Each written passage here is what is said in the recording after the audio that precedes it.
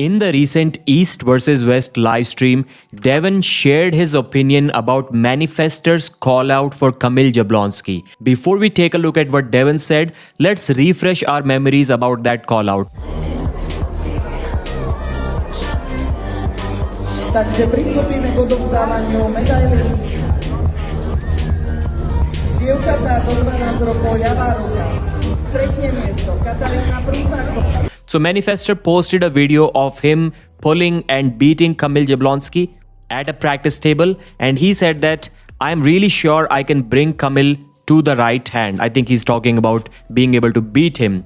I am ready to put $2,000 on the table. If Kamil is so confident in himself, then for him it's easy money. Waiting for an answer about this match. And he said to me, he's like, Devon, I'll beat Kamil. And I'm just looking at him. I'm like, really? And he's like, oh yeah. He's like, and he said something about Slovakia. He said something happened in Slovakia. They were on a table together. And look, at practice table and competition table is a big difference. Really, like there's a lot of things that are different. So while Devon believes that Manifestor can be too dangerous even for the 95 kg category, he didn't specifically talk about his options, his chances against Kamil Jablonski. And the thing is that even if Manifestor is strong enough to beat Kamil in a hook, he's not strong enough to force the hook on Kamil. He's not strong enough to prevent Kamil from bending his own wrist back as soon as the referee says go. And if Kamil is able to bend his wrist back, Manifestor has absolutely no chance. Devon also talked about the practice pull between Iraqi and Bacho Saginashvili, which happened last week when Devon was still there in Georgia. And to my surprise, Iraqi was handling Bacho Saginashvili. It's weird, right? Because so I pulled both of them. To me, Bacho felt stronger about it. And I'm asking the Georgian guys, I'm like, yo, who's going to win this match? Who's going to win? And they all were like, yeah, Iraqi still got him. Iraqi still got him. And Iraqi handled him on the practice table with ease. No surprise. Okay, no surprise. Now it is easy to say that Iraqi is the practice champ. He's only second to Alex Kurdecha in the world. But still beating Bacho Saginashvili, I was not expecting that. I said in my previous video that Bacho at this moment is probably the number 2 guy in Georgia because we're not sure where Gennady Quikvinia is. But Devon said that the Georgians were saying that Iraqi still got Bacho's number. Even though Bacho is the bigger guy, Iraqi barely weighs 100 kilos, I guess. Maybe not even.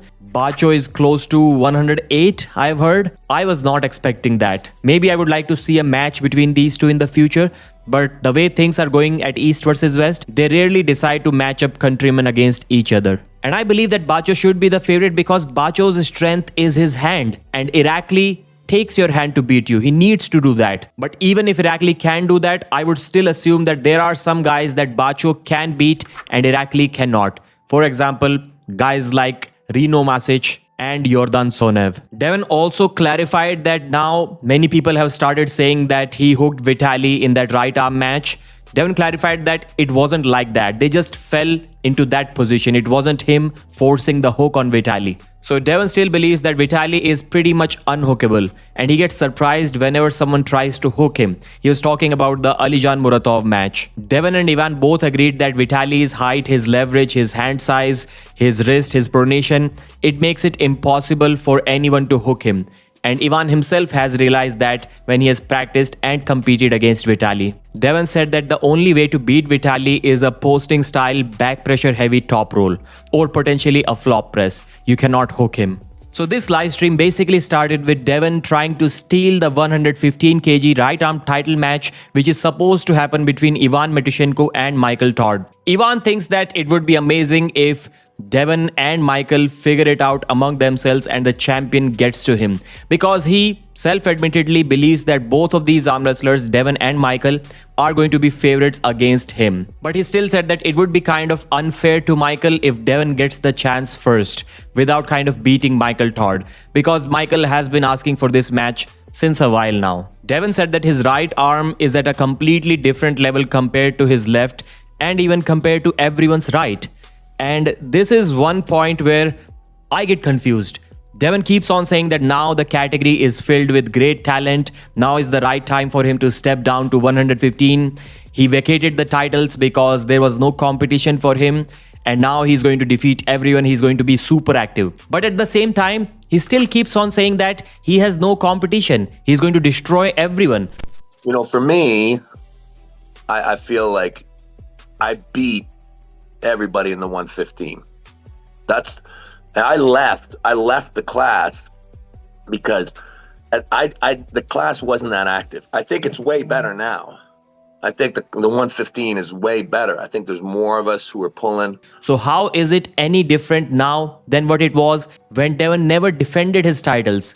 He's still going to beat the number 2 guy in a dominant fashion, or the number 1 guy in this case, because now he's not the champion, and then immediately he's going to claim again that there is no competition for him. So as far as my understanding and my knowledge allows me to think, there is going to be no difference for Devon Larratt, because the level at which he is right now, for him, it might be the same as it was 2-3 years ago. Devon believes that he has a chance to win in this upcoming left arm match against Ivan, but it is going to be really difficult. These two have never arm wrestled or even practiced against each other, so the whole match can be a big surprise. But Devon thinks that this match is still going to be always between a top roll and a hook. We're probably not going to see anything crazy from Ivan Matushenko. He's not going to pull out a top roll, and Devon is not going to pull out a hook. Ivan kind of, in a very respectful manner, indirect manner, challenged Devon to hook him. He said Devon should go in a hook against me round 1. And then he also said that he doesn't believe Devon has much chances against him if the match goes in a hook. But there is a very high possibility, even as per Ivan, that the match never goes there. That's why he believes this match is 50-50. It can go either way. And Devon thinks the same. But Devon thinks that nobody has a chance against him on the right arm.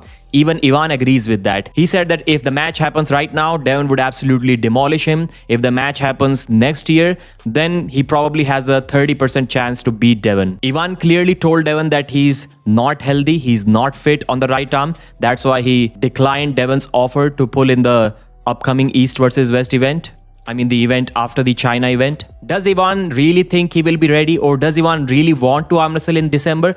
Or is he saying that because he already knows he won't get the visa to get to USA for the December event, so that at least he can save his skin by telling the promoters that he's ready to arm wrestle in December, but there's nothing that can be done about it. He can't get a visa. So in that sense, his title doesn't get taken away from him.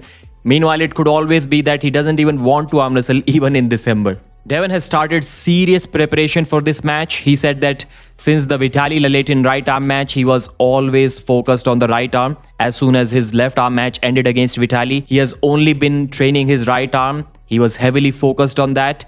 But now he has started training very seriously for his left arm too, and he will be preparing for it for about upcoming 4 weeks. He still has a lot of weight to cut. He's weighing about 131 kilos and he needs to get down to 115. So more than 15 kilos to go. And to do that, he's planning on a 10% water cut. He will mostly eat protein and fats, no carbohydrates, almost no carbohydrates from now on. And he told Ivan that from now on, the trash talk will get nastier because he will be hungry. So Ivan shouldn't mind that. Probably. And very angry. Yes. Very hungry. Very hungry and very angry. Very angry. Very hungry. So as we get closer, please forgive me. My trash talk might become a little bit meaner. And it's got nothing to do with you, understand. It's all about diet, yes. I just haven't, nobody's fed me. And towards the end, they also talked about the beef that they had, about the letter that Ivan Matushenko wrote to East versus West that had the name of multiple European arm wrestlers. They've settled it already. Neither of them wanted to talk about that. Ivan kind of apologized. Devon also said that he has also made some mistakes. So these two had a very respectful podcast. And since we were talking about the left arm match, Ivan said that before the Alijan match, he was hurt. He couldn't train his side pressure at all. So that's why he believes that now he's much stronger than what he was in the Alijan Muratov left arm match. He didn't say that he will be the favorite if it happens again, but he will have a much better chance because now he can actually train his side pressure. And Devon is going to feel a lot of that in their upcoming match. It is good to see that unlike some other arm wrestlers who just decide to do whatever they have always been doing, they do the same thing against a King's mover and then they lose without changing anything. Ivan Matushenko is already thinking about a possibility that he may lose his wrist and he needs to flop press. And to develop a flop press, he consulted the flop press specialist Kamil Jablonski. He asked for some tips and tricks. Kamil showed him a couple of exercises and Ivan is already working on them. He felt happy when he asked Vitali Laletin about his matches against Michael Todd and Devon on the left arm. Vitali said that he never really trained for a flop press. He naturally just did it the first time he wanted to do that. So he's hopeful that he may also be able to do that against Devon. But Vitali and Kamil have some things going on for themselves which allows them to flop press that Ivan probably doesn't. Vitali is insanely tall. His forearm is really long, so he can reach very far on the table. Plus his grip strength is the best in the world. So Devon and Michael couldn't really outclimb through his fingers. And the same thing for Kamil too. Kamil's grip strength is also like 115 or 120 kilos. He has really strong fingers and he's built like a wall. He's so wide, he blocks everything with his shoulder, and he has been flop pressing since he has been arm wrestling. I'm not saying that Ivan won't be able to flop, but it may be really difficult for him. To purchase the pay-per-view or anything from the East vs West store, use code Pradeep to get 5% off. My name is Pradeep. I'll see you again.